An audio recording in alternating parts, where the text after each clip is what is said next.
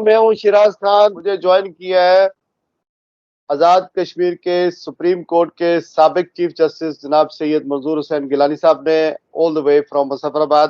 آزاد کشمیر میں ایک سول نافرمانی کی تحریک چل رہی ہے اور بہت ساری خبریں. یہ معاملات شروع ہوئے بجلی کے اضافی بلوں کی وجہ سے. بجلی پر جو اضافی ٹیکس لگایا گیا ہے، ایک دم سے یہ تحریک میرپور سے شروع ہوئی اور پورے آزاد کشمیر کو اس نے لپیٹ میں لے لیا. میں نے آج کچھ آزاد کشمیر کی اخباروں کو تھوڑا سا کھنگالا، ان کی جانچ پڑتال کی، اور اس کے بعد بہت ڈسٹربنگ قسم کی خبریں مجھے ملی ہیں، وہ میں آپ سے شیئر کرتا ہوں. لیکن لیٹ می ویلکم ٹو سید منظور حسین گیلانی صاحب کو. السلام علیکم. وعلیکم السلام جی. السلام علیکم شہزاد صاحب. Welcome. Thank you for taking me on line. اچھا منظور گیلانی صاحب، جو ہم صحافی ہوتے ہیں یا ٹی وی اینکر ہوتے ہیں یا جو بھی سوشل میڈیا پر آج کل پروگرام کرتے ہیں، آپ کو تو پتہ ہی ہے کہ ایک اس کے اندر سپائس مسالہ ڈالتے ہیں. بجائے یہ کہ میں لندن میں بیٹھ کر اپنا تجزیہ پیش کروں، میں یہ چاہ رہا ہوں کہ ایک ایسی شخصیت، آپ جیسی شخصیت جس نے سرو کیا ہو آئین کو بھی قانون کو بھی. آپ نے نہ صرف چیف جسٹس کی حیثیت سے اپنی خدمات سر انجام دی آزاد کشمیر میں، بلکہ ایک نامی گرامی چیف جسٹس رہ چکے ہیں. اور اس کے بعد آپ نے کالم کے ذریعے اپنی جو ماہرانہ آئینی اور قانونی رائے ہیں وہ بھی دی ہیں. ایکٹ 74 کی بات کریں، پھر اس کے بعد جو اس میں ترمیم ہوئی ہے، آپ نے ہمیشہ کوشش کی ہے کہ ایک گائیڈ لائن دی جائے آزاد کشمیر کے لوگوں کو بھی اور پھر پاکستان کے لوگوں کو بھی. تو میں یہ چاہ رہا ہوں کہ سب سے پہلے میرے چھوٹے چھوٹے سوال ہوں گے اور پھر اس سے ہم جواب لیں گے. ہم آپ سے یہ بھی پوچھیں گے کہ جو آزاد کشمیر میں سول نافرمانی ہے یہ کیوں پیدا ہوئی. میں یہ بھی آپ سے پوچھوں گا کہ اس کا حل کیا ہے. میں یہ بھی آپ سے پوچھوں گا کہ آزاد کشمیر کی حکومت کی پوزیشن کیا ہے، پاکستان کو آزاد کشمیر کو کیسے ڈیل کرتا ہے. لیکن ہم ذرا ترتیب سے چلیں گے. میں وہ خبریں بھی شیئر کرتا ہوں جو آج میں نے مختلف اخباروں سے مختلف جگہوں سے نکالی ہیں. مظفر آباد میں کل ایک بہت بڑا ریڈ ہوا ہے، لوگ گرفتار ہوئے. جو دھرنا جاری تھا ان کو مارا بھی گیا ہے، گرفتار بھی کیا گیا. سب سے پہلے مجھے یہ بتائیں سر کہ آزاد کشمیر کا جو خطہ ہے دستور پاکستان میں، اس کی حیثیت ایک یہ انتظامی یونٹ ہے، یہ ایک دفاعی یونٹ ہے، یہ پاکستان یہ ایک انٹیگرل پارٹ آف پاکستان ہے. اس کی حیثیت آئین کیا ہے؟ سر مجھے یہ بتا دیں تاکہ باتیں ترتیب سے آگے چلیں. وہ چیزیں ریفر کی ہوئی، ایک سول نافرمانی کی تحریک ریفر کی ہے، اور دوسرا یہ تحریک جو بجلی کے بلوں کے خلاف چلی تھی میرپور سے شروع ہوئی ہے. میں یہ گزارش کروں گا کہ سول نافرمانی نہیں کہہ سکتے اس کو، یہ احتجاجی تحریک ہے. سول نافرمانی تو یہ ہوا کہ ہم حکومت کو مانتے ہی نہیں ہیں، ہم اس سسٹم کو ایکسیپٹ ہی نہیں کرتے ہیں، ہم اس کو اوور تھرو کرتے ہیں، جیسے اس وقت مقبوضہ کشمیر بھی چل رہی ہے. وہ سول نافرمانی کی تحریک ہے.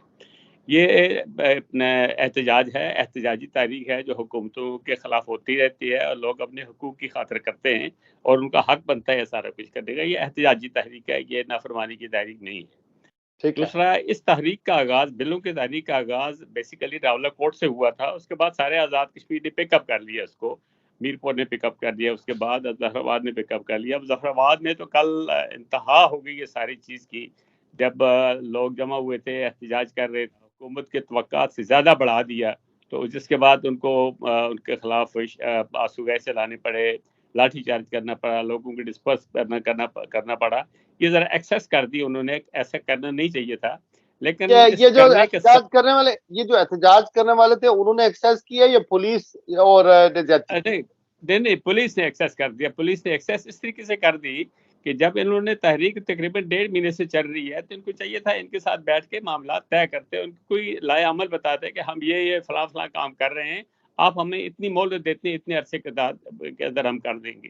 انہوں نے کوئی ان کو پذیرائی نہیں کی. ان کی حکومتیں جب پذیرائی نہیں کرتی ہیں تو اس کے بعد ظاہر بات ہے پھر انتہا پہ لوگ پہنچ جاتے ہیں.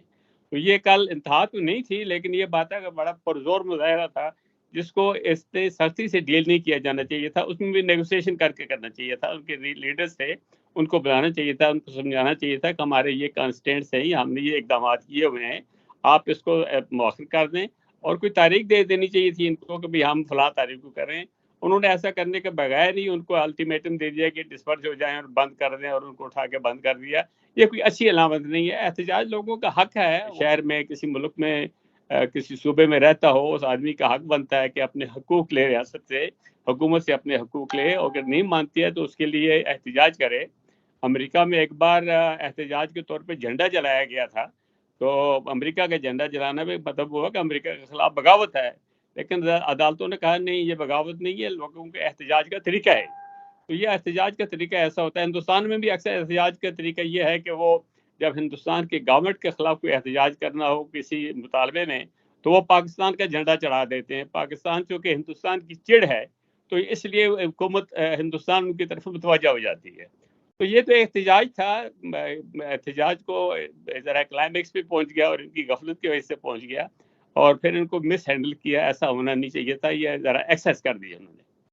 تو جہاں تک آپ کے اس سوال کا تعلق ہے کہ آزاد کشمیر کی حیثیت کیا ہے، اس کی نوعیت کیا ہے، میں نے اس کے بارے میں بہت سارے آرٹیکل بھی لکھے ہیں، اور میری کتابیں بھی 2-3 اس پہ موضوع پہ آئی ہوئی ہیں. آزاد کشمیر جو ہے نا جی، یہ نہ پاکستان کا صوبہ ہے، نہ آزاد ملک ہے، نہ کشمیر ہے، اور نہ آزاد ہے.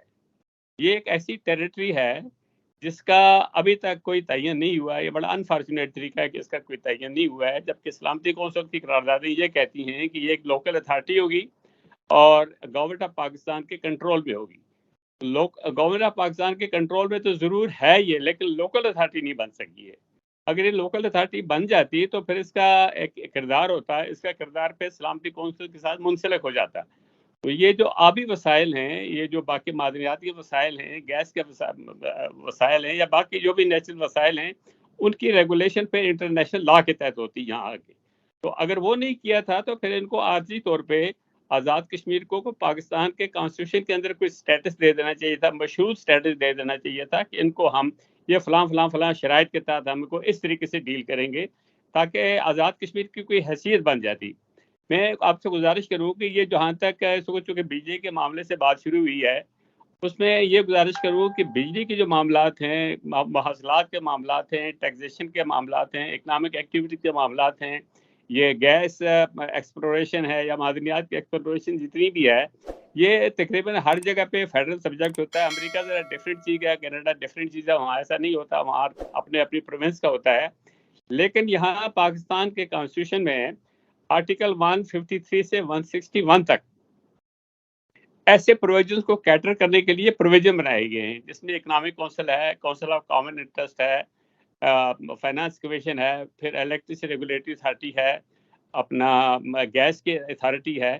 اور یہ وہاں جو پروونسز ہوتی ہیں اس میں ممبر ہوتی ہیں، ان کا فائنانس منسٹر ہوتا ہے یا چیف منسٹر ہوتا ہے، ان کا ممبر ہوتا ہے. وہ بیٹھ کے فائنانس کمیشن جو ہے الٹیمیٹلی ساری چیزوں کا فیصلہ کرتا ہے.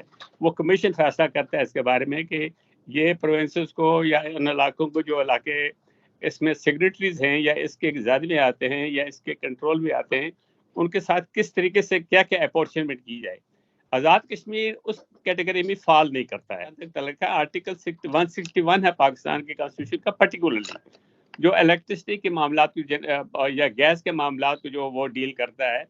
تو گیس کا کیونکہ اس وقت جھگڑا تو ہمارے ہاں نہیں ہے، اس وقت الیکٹرسٹی کے جھگڑا ہے. الیکٹرسٹی کے لیے ان کو سب سے پہلے جس علاقے میں الیکٹرسٹی ہائیڈرو جنریشن کے لیے کوئی پروجیکٹ بناتا ہے، ڈیم بنانا ہے، سب سے پہلے اس کا آرٹیکل کہتا ہے تو ان کو اس پروونس سے اجازت لینی پڑتی ہے. چونکہ آزاد کشمیر پاکستان کی ٹیریٹری بھی شامل نہیں ہے پاکستان کے کانسٹیٹیوشن کے تحت، اور پروونس بھی شامل نہیں ہے.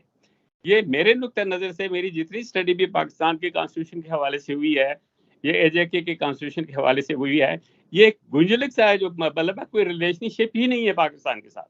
آئین کے تحت کوئی ریلیشن شپ قائم نہیں کیا گیا ہے. یہ ایک بہت بڑا خلا ہے جس کو میں عمومی طور پہ ڈیموکریٹک ڈیفیسٹ کہتا ہوں.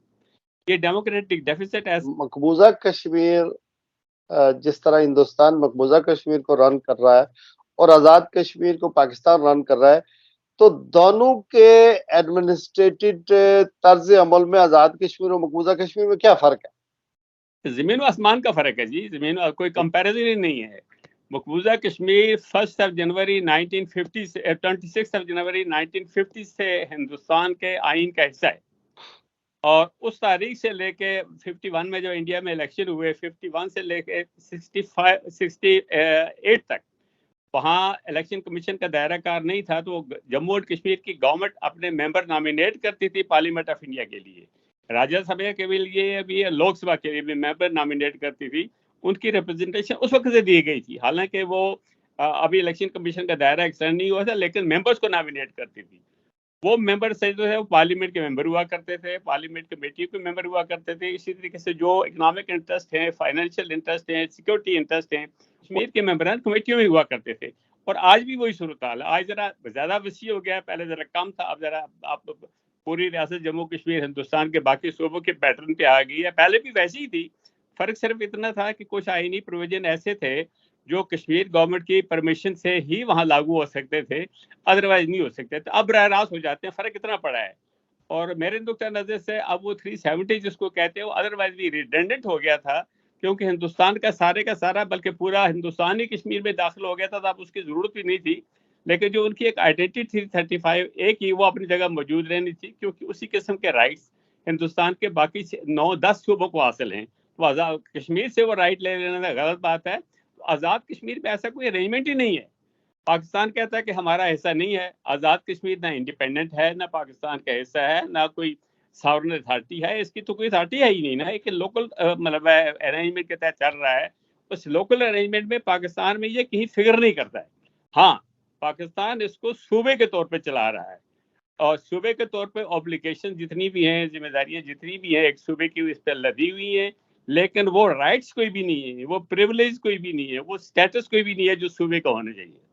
یہ جو میں آپ سے گزارش کر رہا تھا کہ آرٹیکل 153 اور 161 کے درمیان بھی جتنے آرٹیکلز بھی ہیں انکلوڈنگ دیز ٹو، پاکستان کے اقتصادی حالت کا، فائنینشیل تو حالت کا یہ پھر انتظامی یونٹ ہوا نا. پھر ایک ایسا صوبہ دیکھیں نان ڈکلیئرڈ صوبہ جس میں کہتا میں ہوں یہ اختیارات اور انتظامی رائٹس نہیں ہیں. میں انتظامی یونٹ ہو، پولیٹیکل یونٹ ہو، ڈیفنس یونٹ ہو، لیکن فیکٹ آف دا میٹر ہے کہ گورنمنٹ آف پاکستان کے کنٹرول میں ہے. اور گورنمنٹ آف پاکستان نے کیبنٹ ڈویژن سے ڈائریکٹو جاری کیے ہیں کہ اس کو صوبے کے طور پہ ٹریٹ کیا جائے گا. اگر آپ نے صوبے کے طور پہ اس کو ٹریٹ کرنا ہے تو صوبے کا رائٹس بھی دے دیں. یعنی آپ یہ کہہ رہے ہیں کہ پاکستان کی قومی اسمبلی کے اندر، پاکستان کی سینٹ کے اندر کشمیریوں کو بھی الیکشن لڑنے کی اجازت ہونی چاہیے. آپ ان کو الیکشن لڑ کے لے لیں، یا جس طرح انڈیا گورنمنٹ نے کیا تھا کہ نامینیٹ کرتے تھے اس طریقے سے کر لیں، یا ان کو لا کے تحت آزاد جس طرح AJ کے کونسل کے لیے لوگوں کو انتخاب کیا جاتا ہے، پارلیمنٹ آف پاکستان کے لیے منتخب کر کے بھیجا جا سکتا ہے. مسکنسپشن ذرا سے دور کر دیں کہ پاکستان اور آزاد کشمیر کا جو ریلیشن شپ ہے بڑے بھائی اور چھوٹے بھائی کی طرح کا ہے، یعنی اسلامی طور پر، مسلمان کے اعتبار سے، لیکن اختیارات آپ کہہ رہے ہیں کہ اس طرح کے نہیں ہیں جیسے بڑا بھائی چھوٹے کو دیتا ہے، اس طرح کے نہیں ہیں. نہیں، اختیارات کی بات نہیں ہے، بڑے بھائی چھوٹے بھائی کی بھی بات نہیں ہے. ایک یونٹ ہے، ایک پولیٹیکل یونٹ ہے، اور پولیٹیکل یونٹ کو یہ پولیٹیکلی نہیں چلایا جا رہا ہے بلکہ ایڈمنسٹریٹولی چلایا جا رہا ہے.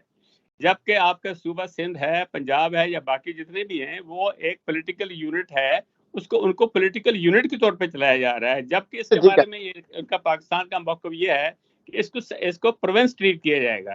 اگر پروونس ٹریٹ کیا جائے گا تو اس کو ایک پولیٹیکل یونٹ کے طور پہ چلایا جائے. اس کو ان سارے اداروں میں نمائندگی دی جائے جہاں پالیسی کے فیصلے ہوتے ہیں، فیصلہ سازی کے فیصلے ہوتے ہیں، قانون سازی کے فیصلے ہوتے ہیں.